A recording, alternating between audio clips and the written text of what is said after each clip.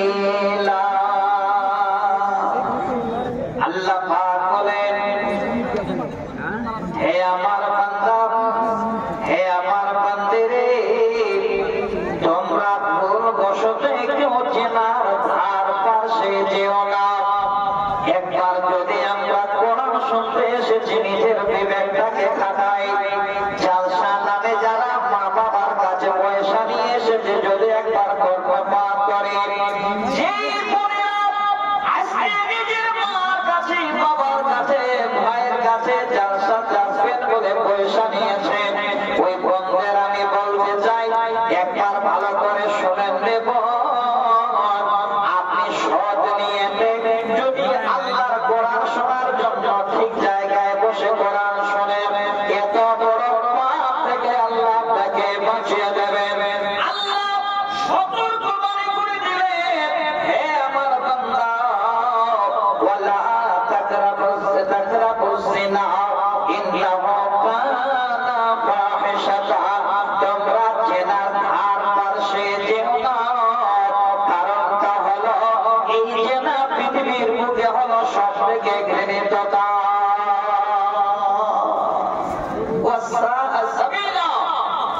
এবং এই পথটা যেন অতি কঠিন, এই পথ অতি যেন নোংরা।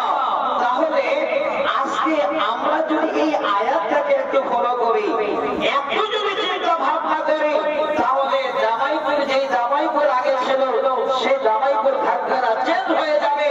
আমি একটু অনুরোধ করছি, আপনারা নিজেরাই ভালো করে কথাগুলো একটু শুনে থাকবে। আল্লাহ জেনা ধার পাশে যেতে নিষেধ করেছে। জেনা করা তো দূরের কথা, তার ধার পাশে যেতে নিষেধ করেছে। এবার জেনা কি দিয়ে হয়, কিসের দ্বারায় হয়, দেখেন আমি শোনাচ্ছি আপনাদের। প্রত্যেকটাই কোরআন এবং হাদিসের শব্দ। আল্লাহর নবী বলেন, কোন আল্লাহর বান্দা যদি এই রকমের একজন অপরিচিতা মেয়েকে পাশে যেন চোখ দিয়ে নিজের কাম শুধু তাকায়, তাহলে তার হলো চোখের জেনা। যদি কোন রকমের কোন নারীকে এবার দেখে, হৃদয় থেকে সেই নারী সম্বন্ধে যদি ধারণা নিয়ে আসে, সেটা হলো তার অন্তরের জেনা, সেটা হলো তার মনের জেনা। কেউ যদি রাস্তাঘাটে চলতে গিয়ে সুযোগ পেয়ে মনে করেন আমার হাত দিয়ে আমি স্পর্শ করে নিলাম, এটা হলো আপনার হাতের জেনা। আল্লাহ বলছেন, হে আমার বান্দা, পৃথিবীর বুকে এই পাপ থেকে তোমাদের আমি দূরে সরে থাকতে বললাম। ওই জেনা নামক পাপের তোমরা ধার পাশে যেও না। এটা হলো বিশাল বড় জন্য একটা সব থেকে খারাপ কাজ। জেনা এখন পাড়ায় পাড়ায়, ঘরে ঘরে সব থেকে বেশি জালসা ফিরতে। যদি বলে কেমন করে, আপনারা কটা লোক বসে আছেন এখানে, আমার মায়েরা কয়জন এখানে বসে আছে, গিয়ে দেখেন যে মেলাটা চলছে। আমার এই মনে হয় এই মেলাতে শুধু জেনার বাহার চলছে, এক অপরের সঙ্গে জেনায় যেন লিপ্ত আছে। এবার বলবেন মাওলানা, জেনায় লিপ্ত থাকা মানে কি?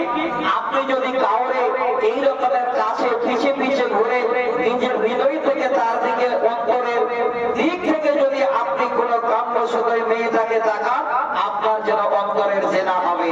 তাহলে যতগুলো এই রকমের দোকানে ভাই বন্ধু আপনারা ঘুরছেন, যদি এই নিয়ে ঘুরে, জেনে রাখেন আপনি জেনার খাতায় নাম লিখিয়ে দিয়েছে। আমরা কোরআন শুনি, হাদিস শুনি, কিন্তু আমরা শোনার পরেও এই জায়গাগুলো থেকে বাঁচতে পারি না।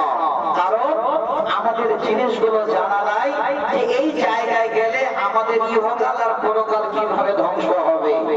আমি দুই চারটা কথা শোনাবো। তাহলে একটা হাদিস পড়েছিলাম, এই হাদিসটা কত মূল্যবান, এই জায়গাটা আপনাদের সামনে এবার নিয়ে আসি।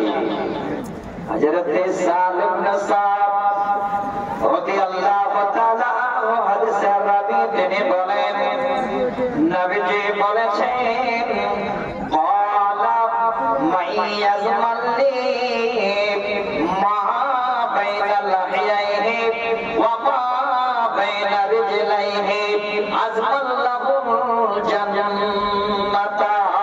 আল্লাহর নবী বলেন ওরে আমার উম্মত, হে আমার উম্মতের সবাইকে আমি বলছি পৃথিবীর বুকে দুইটি জিনিসের যদি তোমরা হেফাজত করতে পারো, এই দুইটা জিনিসের যদি তোমরা জিম্মা নিয়ে নিতে পারো, মাইয়াজমাল্লি মা বাইনা লাহিয়াইহি, একটা হলো আল্লাহ আমাদের দুই হাতের ভিতরে একটা যন্ত্র দিয়ে বস্তু দিয়েছেন, যেটা হলো সব থেকে দামি, সেটার নাম হলো জবান। এই জবান বা জিহ্বাকে যদি আমরা ঠিকভাবে রাখতে পারি, মা বাইনা রিজলাইহি, আর দ্বিতীয় নম্বর হলো আল্লাহ পাক আমাদের যাদের নর বানিয়েছেন, যাদের নারী বানিয়েছেন, আল্লাহ পাক আমাদের উভয় যেন লিঙ্গ আলাদা আলাদা দিয়েছেন। আল্লাহ নবী বলছেন মাইয়াজমাল্লি মা বাইনা লাহিয়াইহি ওয়া মা বাইনা রিজলাইহি, যদি তোমরা তোমাদের দুই পার জোয়ালে অর্থাৎ তোমাদের লজ্জাস্থানে তোমরা জিম্মা নিয়ে নিতে পারো, আমি নবী কথা দিচ্ছি রে উম্মত, আজমাল্লাহুল জান্নাতা, আল্লাহর জান্নাতের আমি নবী তোমাদের জন্য জামিনদার হব। দুটো জিনিস, একটা হলো জবান আর একটা হলো লজ্জাস্থান। এবার ভালো করে শুনবে, খুব মনোযোগ সহকারে, এই দুটো জিনিস খুব কঠিন, কিন্তু আমাদের নজরে হয়তো লজ্জাস্থানটা খুব কঠিন মনে করি না। এক নাম্বার হলো জবান। কেন? আর একটা হাদিসে নবীজি বলেন মান সালিমাল মুসলিমুনা মিন লিসানিহি ওয়া ইয়াদিহি, ওই মুসলমান সবথেকে উত্তম বা ওই মুসলমান হলো ভালো যে নিজের জবান এবং হাতের দ্বারা অপর মুসলমানকে মাহফুজ রাখে। এই হাদিসে আবার যে জবানের কথাটা আগে আসলো, আমি আজকে আপনাদের নতুন করে নয় খালে একটু স্মরণ করিয়ে দিই। এই জিনার জায়গায় এক নম্বরে পৃথিবীর যত রকমের মানুষ জেনায় লিপ্ত হয়, এই জেনার মেন কারিগরটার নাম হলো জিহ্বা। এই জিহ্বার দ্বারাই পৃথিবীর সমস্ত জেনা আগে শুরু হয়। যদি বলেন কেমন করে, একটা উদাহরণ বুঝে নিন, খুব ভালো করে যেন চট করে বুঝে আসবে। আপনি জামাইপুর জলসা শোনার জন্য এবার নামছেন, আপনার চোখের সামনে একটা যেন যুবতী মেয়ে পড়ে গেছে, আপনি এবার আস্তে আস্তে বলছেন খালাতো বোন, তোকে মনে হয় চেনা চেনা লাগছে। দেখেন এই যে জবান দ্বারায় আপনি বোনের পরিচয় নিয়ে নিলেন, ওই খালাতো বোন যেন ভাবলো এত ভাগ্য আমার, আমি একটা খালাতো ভাই পেয়ে গেলাম। ইতিমধ্যে এবার জবান দ্বারায় যেন কথোপকথন হয়ে গেল, তাদের মধ্যে এবার মোবাইলের নাম্বার নেওয়া হয়ে গেল, কিংবা কোন জায়গায় দাঁড়িয়ে কথা শুরু হয়ে গেল।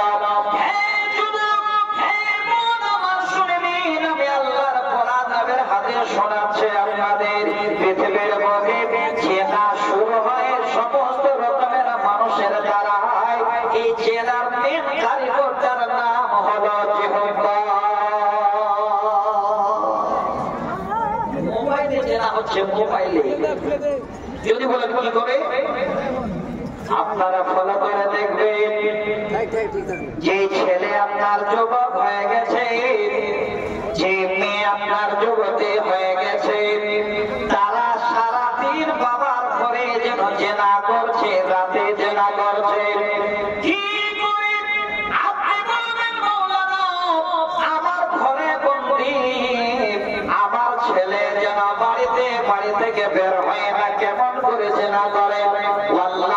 আল্লাহর কসম করে বলছে, আপনি বাবা অজ্ঞাত ঘরে শুয়ে গেলেন, আপনার করে শুয়ে গেল। আপনার ছেলে এবার অন্য কোন জায়গায় মোবাইল স্টার্ট করে দিয়েছে, মোবাইলের কানেকশন করে দিয়েছে। এবার সারা রাত ধরে তারা মোবাইলে কথোপকথন করছে। সর্বপ্রথমে এই জবান দ্বারায় শুরু হয়ে যাচ্ছে, যা যাবতীয় সমস্ত জেনার কথাগুলো জবান দিয়ে হয়ে যাচ্ছে। যখন চারিদিকে জবান দ্বারায় তাদের সব জেনার জন্য কথোপকথন হয়ে যায়, প্র্যাকটিক্যাল বলতে এবার জেনা করতে গিয়ে তাদের আর কোনো সমস্যা হয় না। এই জন্য আগে জবান, পৃথিবীর বুকে যত রকমের জেনা শুরু হয় এই জবান দ্বারা। আল্লাহ রাসূল এই জন্য বলছেন, মাইয়াজমাল্লি মা বাইনা লাহিয়াইহি ওয়া মা বাইনা রিজলাইহি। যদি দুইটা জিনিসের তোমরা জিম্মা নিতে পারো, একটা হলো জবান, একটা হলো জিহ্বা, আর দ্বিতীয়টা হলো লজ্জাস্থান। আজমাল্লাহুল জান্নাত। নবী বলেন, উম্মত আমি তোমাদের জান্নাতের জন্য জিম্মা নেব। এই হাদিস আজকের দিনে যদি আমরা হাকিকাত জালসা শুনতে এসে হৃদয়ের মধ্যে বসে নিতে পারি, তাহলে এই দুটো জিনিসকে কেমন করে আমরা ব্যবহার করব, আমাদের দ্বারাই যেন চেনা আর কোনদিন হবে না। টোকা মারলেন যে মোটা টাকা আসলে আমাদের ঝুঁকাইয়ে, আর ছোট আসলে রেখে দিয়ে থাকি, তাহলে না ভালো লাগবে। আসবে ইনশাআল্লাহ। খালি একটু শোনেন, আধা ঘন্টা বলবো, খুব বেশি বলা যাবে না। একের পর এক বক্তা পাহাড় লেগে আছে। জামাইপুর মানে কি, একের পর এক বক্তার লাইন লেগে আছে ফজর পর্যন্ত। হ্যাঁ, তাহলে বসে অনেক কিছু শুনতে পাবে। তাহলে যে না পৃথিবীর বুকে শুরু হয় আমাদের সকলের জবান দ্বারাই। সচেতন সবাই সাবধান। এই জবানটাকে ঠিক মতো যদি হেফাজত করতে পারেন, এই জবানের যদি জিম্মা নিয়ে নিতে পারেন, লজ্জাস্থানের যদি জিম্মা নিয়ে নিতে পারেন, তো আল্লাহ রাসূল বলছেন আমি জান্নাতের জিম্মা নেব। এবার আসে জিনা আমরা করি, আর মানুষের দ্বারাই জিনা করাটা এই জন্য সাজে যে পৃথিবীর বুকে সব থেকে জ্ঞানী গুণী অতি উত্তম উম্মাত যদি বানিয়েছে, অতি উত্তম মাখলুক যদি বানিয়েছে, তাহলে আমাদের এই মানুষদের আমাদের জ্ঞান বুদ্ধি বেশি, আমাদের আল্লাহ সব বুঝার শক্তি দিয়েছে। আর এই বুঝার শক্তির দ্বারাই এবার আমরা আমাদের জীবনে এই যৌবন পাহাড়টাকে যেন আর নিজেকে ধরে রাখতে পারছি না, এই যৌবন পাহাড় এবার এদিক ওদিক আমরা বিলীন করার জন্য রাস্তা খুঁজে বেড়াই। আর এই রাস্তা খুঁজে দেয় এক নম্বরে জবান। আমি অনুরোধ করবো খুব ভালো করে শুনবে, এই জবান দ্বারাই কত রকমের জেনা হয়, কত মানুষ জেনা করে।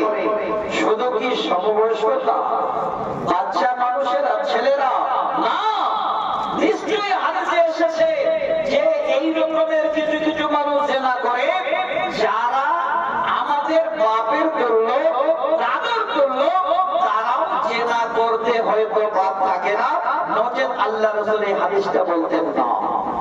সেই হাদিস নবীজি বলেন, তিন প্রকারের ব্যক্তির দিকে কিয়ামতের দিনে আল্লাহ পাক যেন কোনো মতে তাদের দিকে তাকাবেন না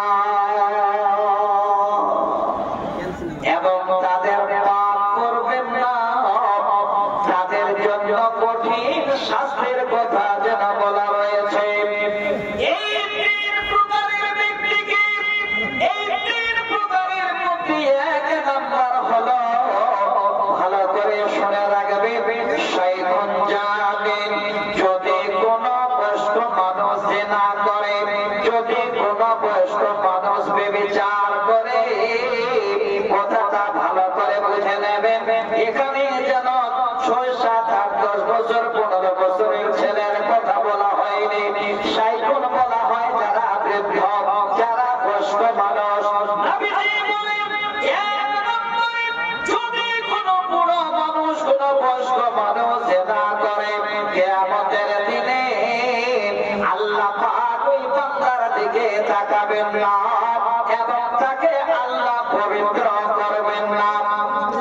নাম্বার হলো দ্বিতীয় নাম্বার হলো মালিকুন কাযাব।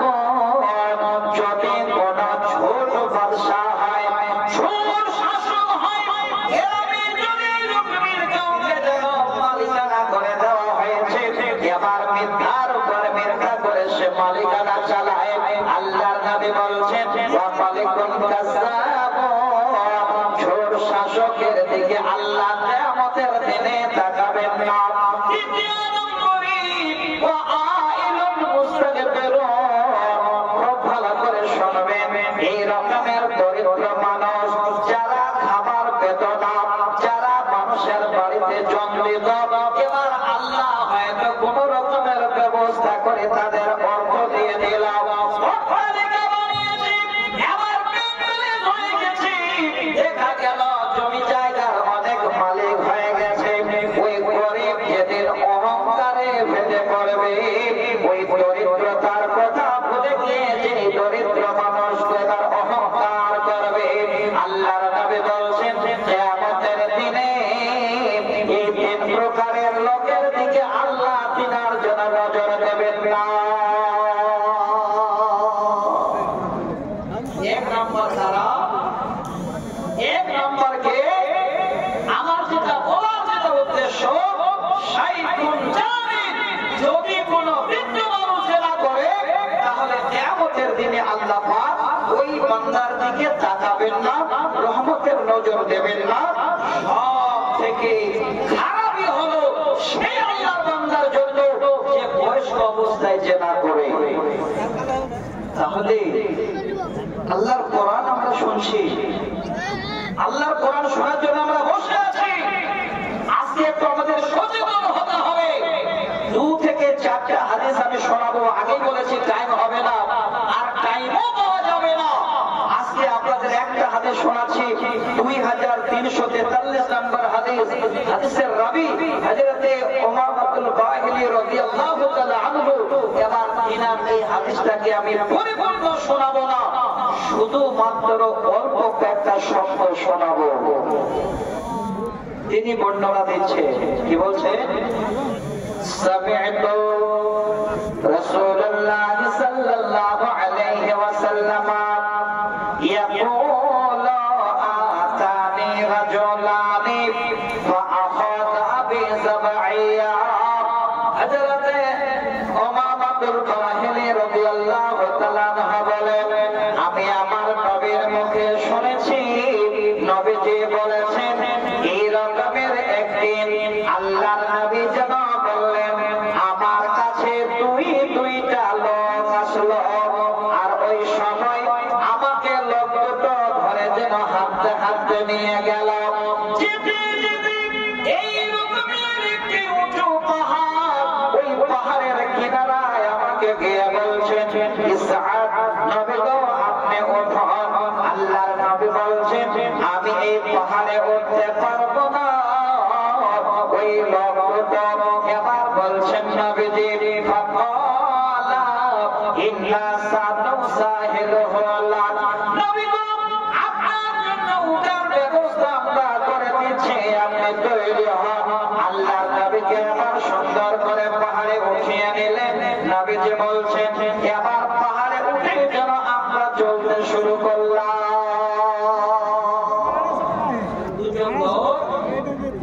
আল্লাহ রাসূলকে নিয়ে পাহাড়ে উঠলেন, পাহাড়ে উঠে চলতে লাগলেন। নবীজি বলছেন যেতে যেতে যেতে যেতে আনা বিআসওয়াতিন শাদীদাতিন, একটা ভীষণ যেন আমি আওয়াজ শুনতে পেলাম। উঠে নবীজি দাঁড়িয়ে গেলেন।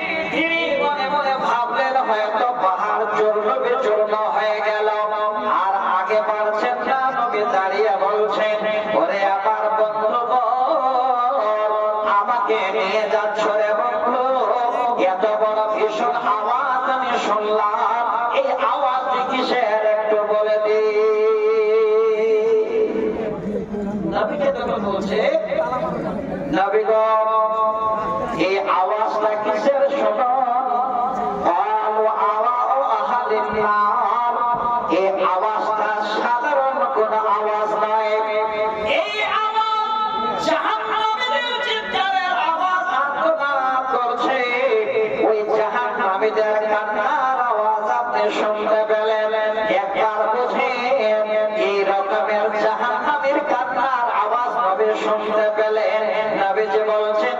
আমি থমকে দাঁড়িয়ে গেলাম, আর যেন আগে বাড়তে চাই না। আবার আমার দুই বাহু ধরে হাঁটতে হাঁটতে আগে নিয়ে গেলে পাহাড়ে যাচ্ছে। সহি হাদিস, একদম পুরো রকমের কি লোকাল নেই। আমি যে শব্দটা আপনাদের শোনাতে চাচ্ছি, এই একটা শব্দের বাদে শব্দটা শোনাবো। আল্লাহ রাসূল বলছে, আনা বিকাউমিন মুআল্লাকিনা বিআরাকিবিহিম মুশাক্কাতা আসবাবিহিম তাসিলু আসবাবুহুম দামা। এবার এই শব্দটা শুনে যেন আপনাদের জীবনের পরিবর্তন আসতে পারে। আল্লাহর নবী বলেন, যেতে যেতে এই রকমের একটি কওমের কাছে নিয়ে যাওয়া হলো। সেই লোকেরা কেমন, আমি তাদের অবস্থা দেখলাম, তাদের পাগুলো উপরের দিকে বাঁধানো আর মাথা নিচু দিকে, ওই অবস্থায় তারা যেন ঝুলছে। নবী প্রশ্ন করলেন,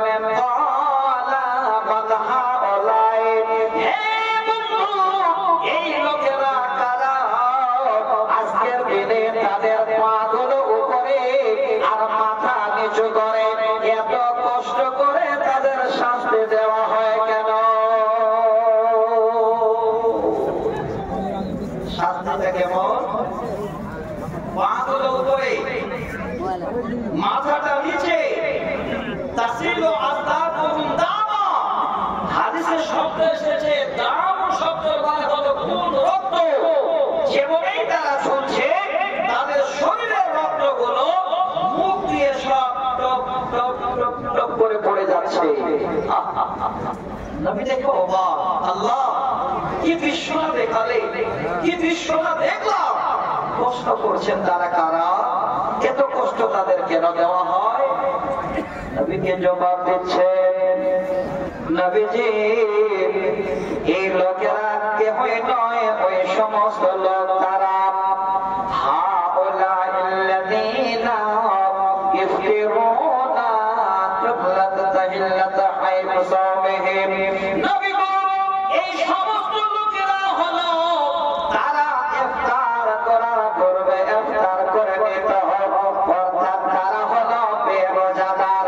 তারা আল্লাহর জন্য দিনকে এই রকমের অমান্য করত। রোজার মাস পাওয়া সত্ত্বেও তারা রোজা করত না রাতে।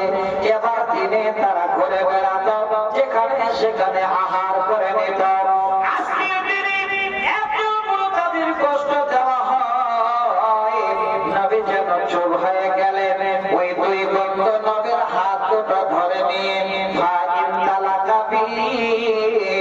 আবার যেতে যেতে যেন অনেক আগে নিয়ে গেলে। মাজননী, যারা বাজারে ঘুরছে, যারা সাবালিকা বাজারে এক ভাই থেকে কথা বলে আরেক বন্ধুর সঙ্গে কথা বলছে, আজকে আপনার রূপ সংসারে ঘুরে বেড়াচ্ছে, ভালো করে আমার এই কথাটা শুনবেন। কথাটা হয়তো বলছি আমি, কিন্তু এই কথাটা নবী মুহাম্মদ রাসূলুল্লাহ সাল্লাল্লাহু আলাইহি সাল্লামের কথা। এটা আমার বলানো কথা নয়, জবানটা শুরু খালে আমি আপনাদের শোনাচ্ছি। আল্লাহর নবী বলেন, এবার আমাকে নিয়ে যেতে যেতে এমন একটা জায়গায় নিয়ে যাওয়া হলো। ওই সময় দেখছি আনা বিকামিন ইনতানিহিম তাওকান ওরিহান কাআন্নাহু রিহাহুল মারাহিস। সেই জায়গায় গিয়ে দেখি অনেকগুলো ছেলে এবং মেয়ে তারা পড়ে আছে। এই যুবক ভাই, আপনারা ভালো করে শুনে রাখেন, ওই ছেলে মেয়েরা বিভিন্ন জায়গায় তারা পড়ে আছে। তাদের শরীরে কোন রকমের জামা কাপড় নাই, শরীর গুলো ফুলে ফুলে ফুলে ফুলে গল ব্লাডারের মতো হয়ে গেছে। নবীজি বলেন, শুধু গল ব্লাডার হয়ে গেছে নয়, কাআন্নাহু রিহাহুল মারাহিস। এত দুর্গন্ধ বের হয়, ওই রাস্তা দিয়ে যাওয়া যায় না। মনে হয় যেন ওই রাস্তায় একটা পুরানা শৌচাগার রয়েছে। আল্লাহ নবী সেই দৃশ্য দেখলেন, এত দুর্গন্ধ ছেলে মেয়েদের শরীর থেকে বের হয়। সঙ্গে প্রশ্ন করলেন, ওরে বন্ধু, এই ছেলে আর মেয়েরা কারা? আজকে তাদের এত বড় খারাপ অবস্থা কেন? নবীকে বলছেন, নবী গো, এবার জবাব দিচ্ছে, শোনো তারা কারা? হাউলা ইল্লাযী আযযামুনা ওয়াসসাওয়ামিউ। এইটুকু বলার কথা আমার, এইটুকু আপনাদের জানাতে চেয়েছিলাম। আল্লাহ নবী বলছেন, শোনো, আমাকে যখন এই কথাটা বললেন আমি থমে গেলাম। আমাকে বলছেন, নবী গো, এই ছেলে এবং মেয়েরা তারা সাধারণ নয়, তারা প্রকাশ্যে দুনিয়াতে জেনা করে বেড়াতো। এই ছেলে মেয়েরা ব্যভিচার এবং ব্যভিচারিণী। আজকে তাদের শরীর গুলো পচে ফুলে ফুলে গলকাটারের মতো হয়ে গেছে। দেখে হাদিসটাকে মিলান। দুনিয়াতে আপনি যদি জেনা করেন, দুনিয়াতে যদি আপনার জেনা প্রকাশ পেয়ে যায়, আপনার পৃথিবীর বুকে মনে হবে আল্লাহ এই মুখটা কি করে দেখাবো। যদি মাটি ফেলে যেত আল্লাহ ঢোকে যেতাম। এত বড় অপমানজনক কাজ, এত বড় অপমান। এই জন্য আল্লাহ বলছেন, ওয়ালা তাকরাবু জিনা, জিনার ধার পাশে যেও না, ইন্নাহু কানা ফাহিশাতান, এটা হলো সবথেকে খারাপ কর্ম, সাবিলা, এবং তার পথও খুব কঠিন। তবে আমি একটু অনুরোধ করছি আপনাদের, যে ভাই, যে বন্ধু আজকে জামাইপুর নামে বাইক নিয়ে এক বাইকে 4 বন্ধু মিলে, কোন বোন আমার 3-4 বোন মিলে রাস্তায় ছুটে চলে আসেন, আমি অনুরোধ করব, জেনা থেকে বাঁচেন, আসেন, কোরআন হাদিস শুনে নিজের জীবন তৈরি করে।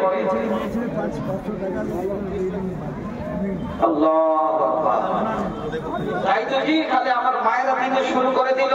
দেখেন 500 টাকা আর একটা বিশাল দেখছেন কত বড়।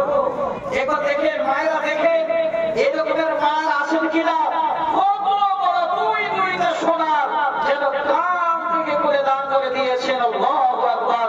আমি একটু দোয়া করবো, আল্লাহ আমার মায়েরা, আমার বোনেরা, আমার বাপেরা যদি গোপনীয় ভাবে আল্লাহ জেনা করে থাকে, তুমি ক্ষমা করে দিও। আল্লাহ ক্ষমা করতেও জানে। আর একটা হাতে শোনাবো। আজকে ভাই মনসুর আলী, আচ্ছা 2000 টাকা, 1000 টাকা বাকি, সর্বমোট 3000 টাকা। আরেকটা কেথা আর 500 টাকা এসেছে। আল্লাহ তুমি তাদেরকে কবুল করো। তো ভাই, এবার জেনা যদি করে ফেলেছে, কোন বন্ধু বান্ধবকে খুশিতে বলবেন না। ভুল মানুষের দ্বারা হয়। আপনি আল্লাহর কাছে ক্ষমা চাইবেন। কিভাবে ক্ষমা চাইতে হবে হাদিসে বলে বলছি। এবার এই মাদ্রাসাটাকে বাঁচিয়ে রাখলে সারা জীবন হাদিসগুলো শুনতে পাবে। একটু মাদ্রাসার দিকে ধ্যান দিন। আল্লাহ বলছেন, আম্মা মান আতা ওয়াত্তাকা ওয়া সাদ্দাকা বিল হুসনা ফাসানুয়াসসিরহু লিল ইউসরা। আল্লাহ বলছেন, আমি যাদের দিয়েছি তারা যদি আমার রাস্তায় দেয়, আমাকে ভয় করে, আমার সমস্ত রকমের ভালো কথাগুলোকে সত্য মনে করে নেই, ফাসানুয়াসসিরহু লিল ইউসরা, আল্লাহ বলছেন ওই বান্দাদের জন্য আমি আমার দুনিয়াটাকে সহজ করে দেব। আসান, যেদিকে যাবেন আপনার লাভ, যেদিকে যাবেন সেদিকে সম্মান, যেখানে যাবেন সেখানে আল্লাহ আপনাকে সম্মানের ব্যবস্থা করে দেবেন। তো ভাই, আল্লাহ আমাদের সবাইকে দিয়েছে, হয়তো কাউকে কম কাউকে বেশি। একটু অনুরোধ করছি, যে যেখানে যে হালাতে যেইভাবে আছে, আমি অনুরোধ করছি আপনাদের একটু হাত বাড়াবেন। আমি 10 থেকে 15 মিনিট এই জামাইপুর মাদ্রাসার জন্য এই ভিক্ষার হাতটাকে বাড়িয়ে দিচ্ছি আপনাদের জন্য। আশা করি লাভবান আপনারা হবে, জিতবেন আপনারা, হাসবেন আপনারা। যদি জীবনে ভুল করেছে, এই সাজদার বিনিময়ে তো আল্লাহ ভুলকে চাপিয়ে দিয়ে জান্নাতের রাস্তা আল্লাহ আপনাদের ধরিয়ে দেবেন। আমি একটু অনুরোধ করছি, যে যেখানে আছে, যেইভাবে আছে, যেই হালাতে আছে, একটু এসে তাড়াতাড়ি করে 20,000, 30,000, 50,000 অনেক দান আপনারা আমার হাতে দিয়েছে। ইনভার্টার মালিক, অমুক বিজনেসম্যান, অমুক ঠিকাদার, অনেক আপনাদের এই এরিয়াতে আছে। আমি একটু অনুরোধ করছি, আমার প্রথম হাতটাতে 50,000 টাকা কোন ইট ভাটার মালিক, কোন জামাই বাবু, কোন সম্মানী ব্যক্তি, কোন গ্রামের এই রকমের অর্থশালী একজন 50,000 টাকা আমার হাতে দিতে পারবে, আমি প্রাণ করে আপনাদের জন্য আগে দোয়া করব। একজন ভাই 100 টাকা দিলেন, আল্লাহ তুমি দানকে কবুলে মঞ্জুর করো। আচ্ছা ভাই, যারা দিতে পারবেন 1000, 2000, 5000, 10,000 করে একটু আসেন তো দেখি, খুব তাড়াতাড়ি করে আসবেন, হাতটা বাড়িয়ে দেবেন, আমি আপনাদের জন্য প্রাণ করে দোয়া দেব। 5 থেকে 10 মিনিট করতে 15 মিনিট, কারণ মানুষের দ্বারাই ভুল হয়, জেনা মানুষই করে। আল্লাহ বলছে বান্দা জেনা করেছিস, আয় আমার কাছে ফিরে আয়, এইভাবে যদি ফিরে আসিস আমি তো সব ক্ষমা করে দেব। কিয়ামতের দিনে তোর এই পাপের কাজটা আমি আল্লাহ লুকিয়ে রাখবো, প্রকাশ করবো না। একটু আমি আপনাদের শোনাবো, যে যেই হালাতে আছেন একটু হাত বাড়ান তাড়াতাড়ি করে, আমার হাতে আপনারা একটু প্রাণ খুলে দান দিয়ে দিন। জামাইপুর মাদ্রাসা আপনাদের টাকা দিয়ে চলে এবং বিশাল বড় মসজিদ, এই মসজিদটা ভেঙে এবার নতুন করে মসজিদ তৈরি হবে, মনে হয় কত কারোর টাকা পার হয়ে যাবে খরচ, আপনারা একটু হাত বাড়িয়ে দেবেন, জীবনে আপনাদের সাদকায় জারিয়া থেকে যাবে। ভাইজান কে আছেন যারা 10,000, 5,000, 2,000, 1,000 করে দিতে পারবেন, দেরি করবেন না, খুব তাড়াতাড়ি করে এসে একটু আমার হাতে আপনার হাতটা মিলিয়ে যাবেন। কেউ আছেন বন্ধু? আলহামদুলিল্লাহ, এই যে একজন ভাই আমার 500 টাকা দিলেন। আচ্ছা কে কে দেবেন ভাই? এবার ভিড় জমা দেখি, এবার লাইন দেন আপনারা দেওয়ার জন্য, আশা করি এটা আপনার পরকালে কাজে দেবে। আর কোন দিদি ভাই, কোন বাপ যারা সামনে বসে আছেন, আল্লাহর ওয়াস্তে একটু আপনারা হাত বাড়িয়ে দেবেন। এই আল্লাহর কোরআন শোনার পরে জীবনে যদি ভুল করেছেন, আজকে সেই ভুলের ক্ষমা কিভাবে চাইতে হবে আপনাদের আমি বলে দেবো। একটু হাত বাড়িয়ে আপনারা মানুষের থেকে লক্ষ্য করেন। ভাই দেরি করবেন না, 5 থেকে 10-15 মিনিট বলেছি, দিলে একটু তাড়াতাড়ি হয়ে যাবে। আলহামদুলিল্লাহ, রফিকুল আলম আলু থেকে 1,000 টাকা দান করেছে। আল্লাহ তুমি দানকে কবুল করো। ইয়া হাইয়্যু ইয়া কাইয়্যুম বিরহমাতিকা নাস্তাগীথ। একটা মোবাইল কার হারিয়ে গেছে জি, যদি কেউ পেয়ে থাকে দয়া করে একটু দিয়ে দেবে। ওই পারে দোয়া করে তোমার কাছে দে, কথা ছিল রফিকুল ভাই ভাদো গ্রাম হতে 1,000 টাকা আল্লাহ দিয়ে গেল দান। এই দান কবুল করো তুমি রহমান, বাঁচাইয়া দিও আল্লাহ ইজ্জত সম্মান। আল্লাহুম্মা আমিন আমিন আমিন সুম্মা আমিন। ভাই এই হাতটাকে আপনারা কোনদিন অবশ্যই এইভাবে হাত করবেন না, যেন হাতটা আপনার দেনেওয়ালা হাত হয়, দেনেওয়ালা হাত না হয়। বেশিরভাগ হাতটা দিয়ে আপনাদের একটু হাত বাড়াবেন, এমন দিন এই হাতটার দাম সব থেকে বেশি হবে। আসে দেরি করবে না, খুব তাড়াতাড়ি করে। যে যেখানে আছে আমি আরেকটা হাদিস শোনাবো আপনাদের, 1388 নম্বর হাদিস। এই হাদিসটার মাধ্যম দিয়ে আজকে